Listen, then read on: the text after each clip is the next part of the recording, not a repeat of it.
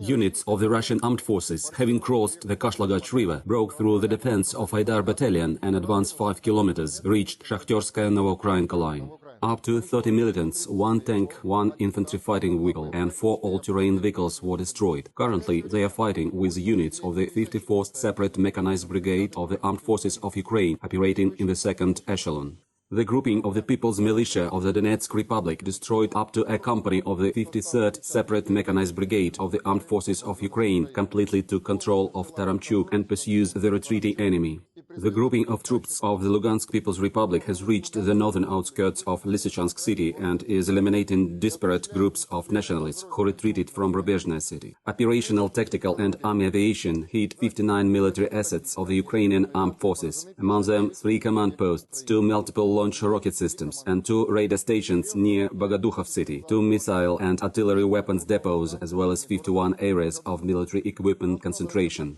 Forpost RU unmanned aerial vehicle destroyed 1 radar of target illumination and guidance of the S-300 anti-aircraft missile system near Vypolzov, 60 kilometers north of Kiev. In addition, air defense means of the Russian Aerospace Forces shot down 5 more Ukrainian unmanned aerial vehicles in the air, including 1 Bayraktar TB2 near Malovorontsovka. In total, 201 unmanned aerial vehicles, 1,443 tanks and other armored combat vehicles, 147 multiple launch rocket systems, 564 field artillery and mortars, as well as 1,248 units of special military vehicles of the Armed Forces of Ukraine were destroyed during the operation. During a special military operation, an employee of the Security Service of Ukraine Main Directorate for Donetsk and Lugansk regions voluntarily surrendered to Russian servicemen.